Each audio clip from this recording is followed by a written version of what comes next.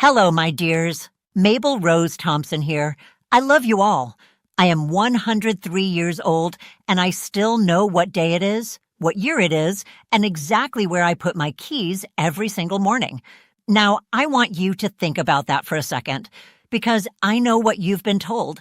You've been told that getting old means losing your mind, that dementia is just something that happens, that it's genetic, it's random, it's a roll of the dice, that there's nothing you can do about it. I'm here to tell you that is a lie. I have buried friends, good people, smart people, people sharper than me at 40 who couldn't remember their own grandchildren's names at 80. And I've watched it happen. I've sat by bedsides and held hands that didn't know whose hands they were holding. And I promised myself I would never stop fighting for my mind. I'm 103. I still do my own crossword. I still tend my garden. I still remember the name of every teacher I ever had, every neighbor I ever loved, every person I ever buried. My mind is mine. And I'm going to tell you exactly why Dr. Henderson told me in 1991 that my brain was at risk, said my family history was a concern, said I should prepare myself, gave me pamphlets, big, glossy pamphlets, full of words like irreversible and progressive. You know where Dr. Henderson is now? He doesn't remember my name anymore. I still remember his. Before I continue, please subscribe so we can continue writing our history and the beautiful stories of Mabel.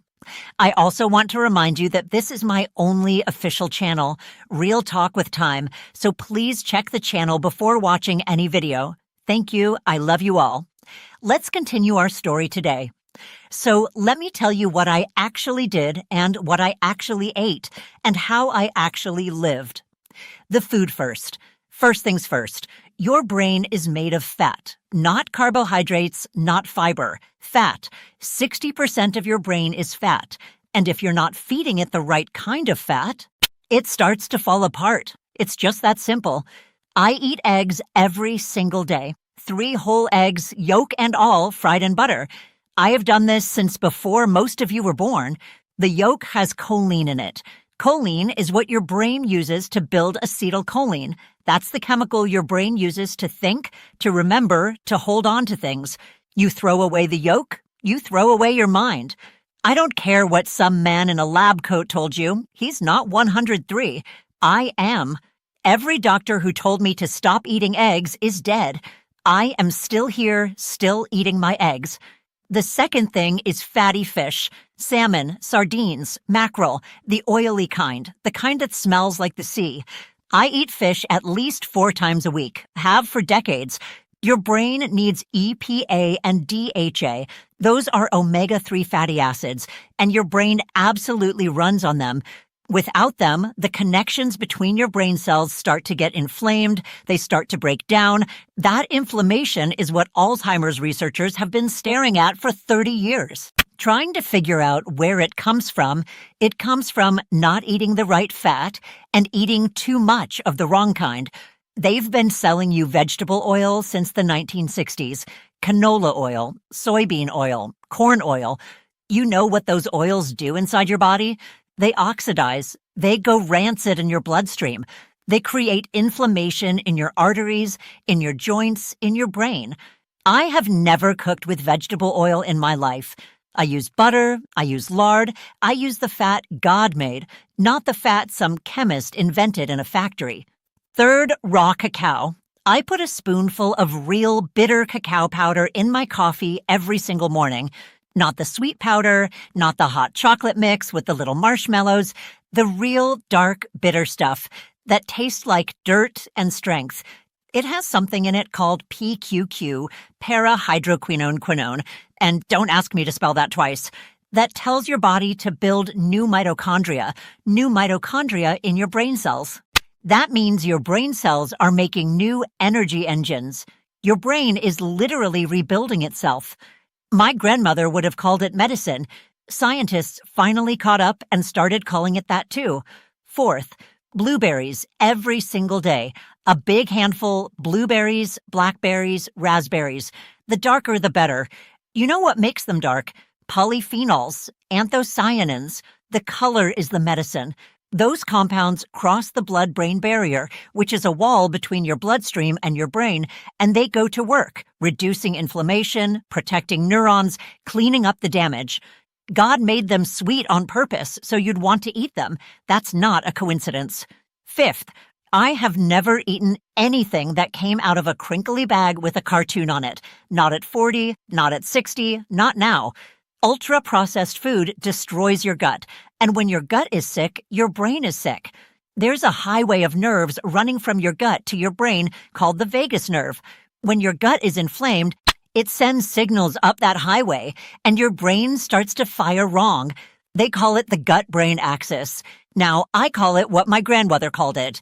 If your stomach is unhappy, you are unhappy. All of you, including your mind. The habits now, food is the fuel, but it is not the whole engine. I have never stopped using my brain, ever. I want you to understand what that means. I didn't retire my mind when I retired from teaching. I didn't hand my brain over to a television and tell it to sit down. Every single morning, I do something hard, something that makes me think. A crossword puzzle, a letter to my great-grandchildren, a new book, a problem I haven't solved yet. Your brain is a muscle. You have heard this before. You've heard it and you've nodded, and then you've gone back to scrolling your phone for 3 hours. I'm telling you again, use it or lose it is not a motivational poster. It is biology. When you stop challenging your brain, the connections between neurons weaken. They literally prune themselves away because the brain is efficient. It doesn't keep what it thinks it doesn't need. So if you're not demanding things of your brain, it starts to dismantle itself quietly over years until one day you go looking for a word you've known your whole life and it isn't there anymore. I sleep 8 hours every single night. I have been in bed by 9 o'clock for 40 years, and I'm not ashamed of it one bit. You know what happens when you sleep? Your brain runs a cleaning cycle. There is a system. Scientists discovered it not too long ago. They called it the glymphatic system, where fluid flushes through your brain and carries out the waste, the proteins, the debris, the damaged materials, the stuff that builds up into plaques, if it's never cleared. That cleaning cycle only runs when you're in deep sleep. If you're not sleeping, your brain is not cleaning itself. All that waste just sits there and piles up and hardens. And they find it on the autopsy table and call it Alzheimer's disease. Sleep is not laziness. Sleep is brain maintenance. I walk every day. Not a marathon, not a triathlon. I walk in the morning after my eggs. I walk outside. I look at things. I breathe the air. I feel the ground under my feet. Physical movement increases blood flow to the brain. It causes the brain to release something called BDNF, brain-derived neurotrophic factor, which is essentially fertilizer for your neurons. It helps grow new brain cells and new connections. They used to tell us you were born with all the brain cells you'd ever have, and when they died, they were gone. That was wrong. You can grow new ones, but not if you're sitting still. The spirit here is the part that is going to surprise you. I'm going to tell you that bitterness causes dementia. Not officially, not in a medical textbook, though I suspect it will be someday, but I have watched it happen too many times to call it coincidence. I've known people who did everything right, ate clean, exercised, took all their vitamins, and they still lost their minds. And you know what else they had?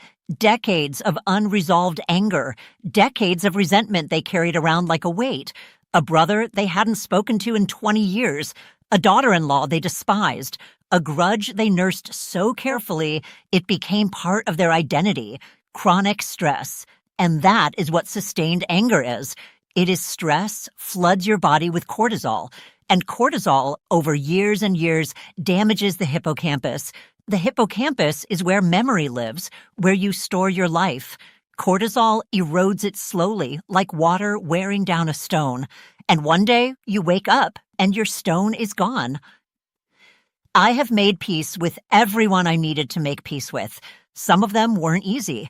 My mother was a hard woman, cold. There were years of hurt between us. I carried that for too long. And when I finally let it go, not for her, she was already gone. But when I finally let it go for myself, I felt it lift off me. I got lighter, I got clearer, I think I got smarter.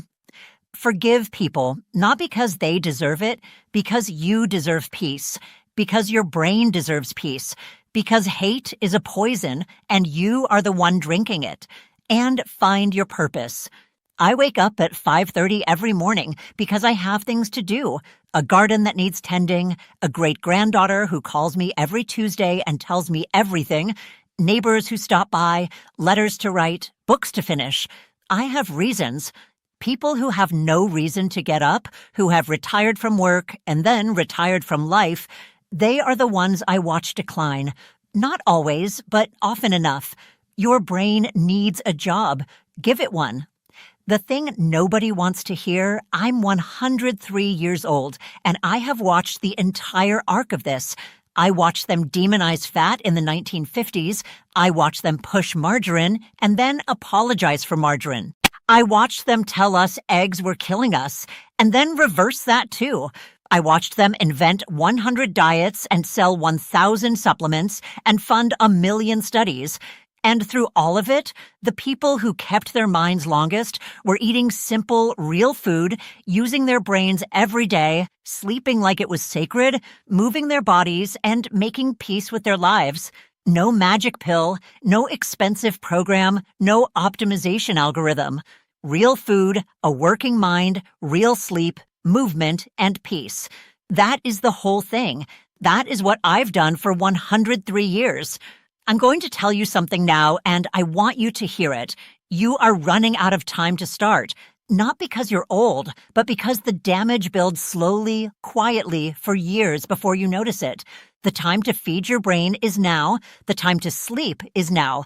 The time to forgive whoever you're still carrying around in that heavy chest of yours is now. Don't wait until you're sitting in a room not knowing where you are. Don't wait until the word for the thing you've known your whole life isn't there anymore. Don't do what Betty did, what Jack did, what all those people I've watched do who thought there was more time. There is no later. There is only now. I'm 103 years old. My mind is mine, and I plan to keep it. Eat your eggs, sleep your 8 hours, walk outside, read a hard book, forgive somebody. Find your reason to get up in the morning, and for God's sake, stop eating things that come out of a crinkly bag. Mabel Rose Thompson, 103 years old, still here, still sharp, still keeping score. Subscribe, and don't forget to like and share.